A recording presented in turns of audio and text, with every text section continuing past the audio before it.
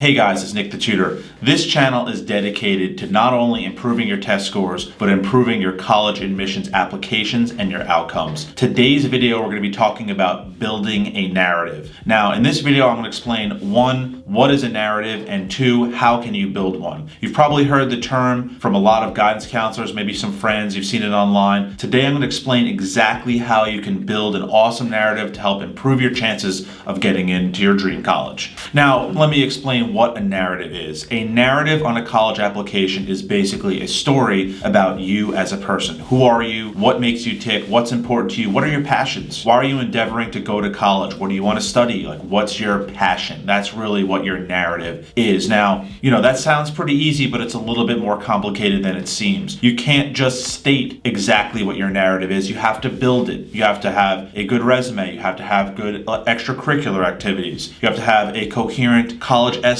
and all of it has to come together to formulate the narrative. It's better to show what your narrative is than to tell someone what it is. You need to basically build a case for you as an applicant, and that's the importance of a narrative. Now, part of what the narrative does is it helps show the college how you as a student fit in with the rest of the student population. You have to understand how they're creating a college population. They're not just picking random people with great test scores or good grades or so on and so forth. They have to build a coherent group of people that will work well together. It's that complicated. So you need to find where you fit in and what your strengths are, and you need to optimize them on your application. Now, part of the goal of the narrative is to put your entire application together. Most students have bits and pieces of things spread out across various aspects of their application, and the narrative guides the reader of your application through all of your material and helps them figure out who you are as a person. Part of what it does is boil you down to a sentence or two. You're a strong science student with a passion for competition. You're a great athlete who also has stellar math grades, so on and so forth. The point is, when explaining your application to the other admissions officers, can pinpoint who you are, and they're going to remember who you are. You become memorable because your narrative is so strong. So what are some important things you can do to build your narrative, right? It's not just about extracurriculars. It's not just about grades. It's not just about test scores. It can be about all those things, or it can be about just one of them. Now, one of the important things, let's talk about your grades, right? Your grades can be a great part of your narrative. If you have very strong grades in one area and you have some extracurricular activities in that area, that can help build a strong narrative for you as a great science student, as a great math student, as a great English student. That would comport well or go well with an application to the engineering school if you happen to be a great math student and you've entered a lot of competitions, so on and so forth. So part of the narrative is putting together who you are with where you want to be in a few years. So beyond just having strong grades, you also want to formulate strong relationships. Like I said, if you're looking to, say, go into engineering in college, you might want to build a strong relationship with your math teacher or with educators in your school that are, say, the leader of a certain club that you're involved in. So you can build on not only your grades, but your extracurricular activities. And you can weave in your college recommendation with your grades and your extracurriculars. So it all is kind of coming together to create a very strong picture of you as a student, as a person, and as a human being. Now, another part of building your narrative would be your personal statement, right? You want your personal statement to highlight your strengths. You don't want to really highlight a lot of your weaknesses,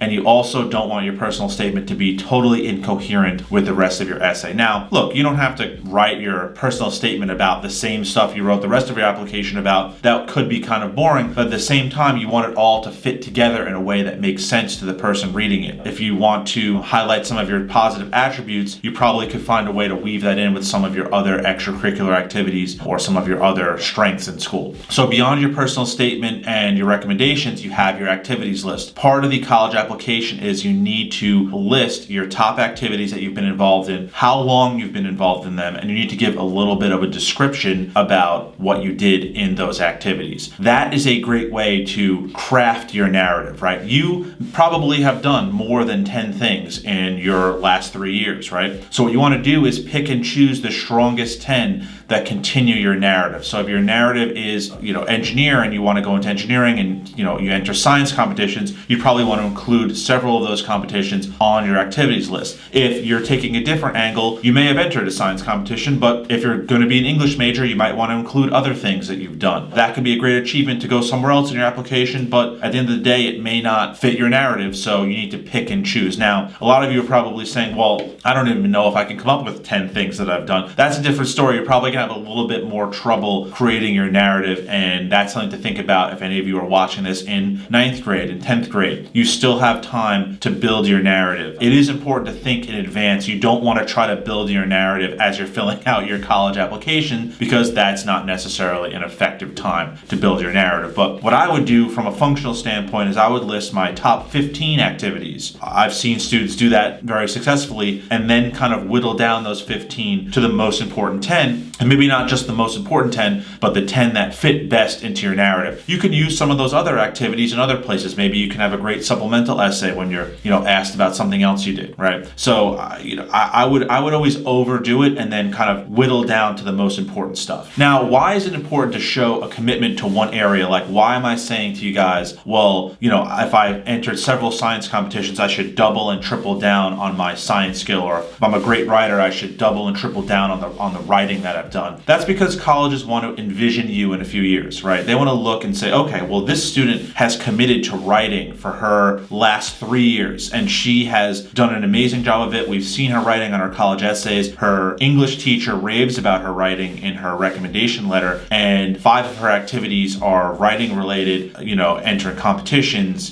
getting published, so on and so forth, school newspaper, blah, blah, blah. Those are amazing things to add together, because what you're doing is you're building a huge spike in your application. You're building an area of expertise. And what someone can see when looking at that is 2, 3, 4 years down the road, this person is only going to expand upon those interests and those skills. So they could see you, being a member of their school newspaper, or, entering a career in journalism and, getting on, CNN and becoming famous. I mean, like, that's what they want to see. They don't want to see someone who is just not going to endeavor to find their passions. Like, if you can develop your passions and find them early, they will believe that you will continue to succeed in them going forward. And that's awesome for your college application, and will probably get you accepted to whatever school you want. So one of the other important things you can do to build your narrative is to have an interview with someone from the school. And that can help them kind of develop more questions for you, and can help them give some feedback to the admissions department. Is this actually legitimate, or is it something that you fabricated with your college admissions consultant? One of the things about the narrative is it's hard to totally fake it. You can embellish, you can,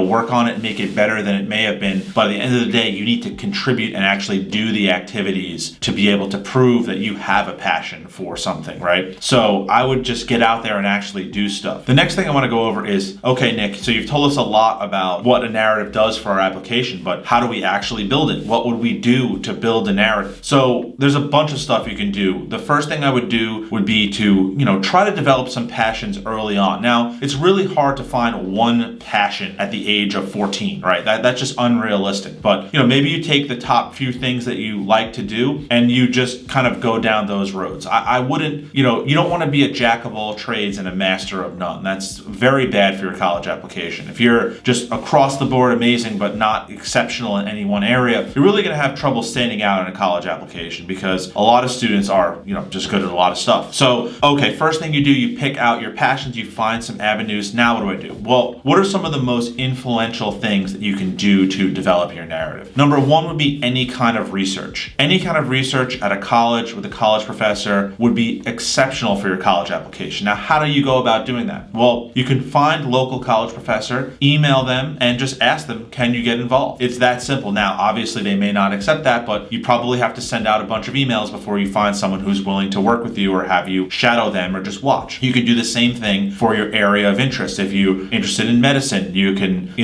ask your doctor, or ask a doctor's office if you can intern there, or just shadow. If you're interested in law or writing or whatever, you can do the same thing in that respect. You have to just put yourself out there. That's the number one thing, is you can't be afraid of the rejection, right? There's going to be rejection, and you're not going to get everything you want immediately. But I think if you do get that kind of experience, that's the kind of experience that not a lot of teens have, right? If you've worked in a doctor's office, you worked in a lawyer's office, you've done some kind of research, you're working with a college professor, that's really going to stand out. So the first thing you could do is put yourself out there. All right, so what are some things that are probably, what we would say, overrated for building your narrative? Leadership positions in clubs and sports are a little bit overrated because there's just so many of them. Not to say that leadership is overrated in general, but to say to be the vice captain on the volleyball team or the soccer team or whatever the case may be, that's not an incredibly impressive achievement because there's just hundreds of thousands of captains of teams. Now, if you're a standout athlete, that's a different story, and I'm not going to get into that, but just being on a team or being in a club,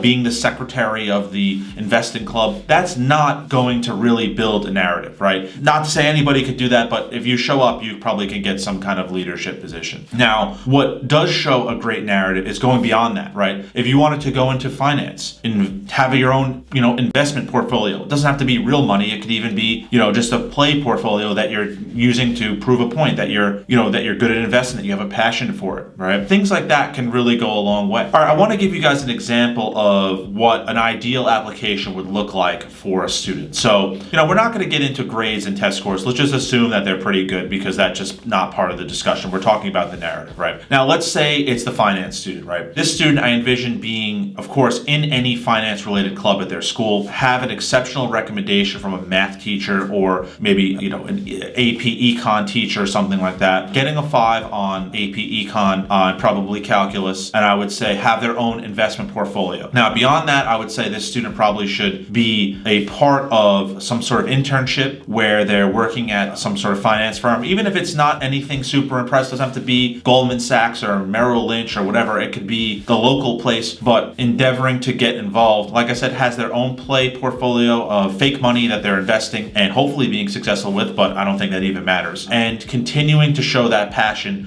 throughout their application. I could see that student writing their college essay about a stock pick or about something to that effect that shows their passion for stocks and how invested they are in the process. And that really is what I'm seeing as creating a coherent picture for that student. And beyond all that, if you could get some kind of award or achievement for your investing, or maybe even do some kind of, charitable events. But point being, what this shows for this applicant is that they do really have a passion for this. They've committed their time, both in school and out of school, and they've shown a great interest and knowledge for this subject. That is what gets you into a college. So if you want to watch some more videos about writing essays and getting down to the point, you can watch this video here.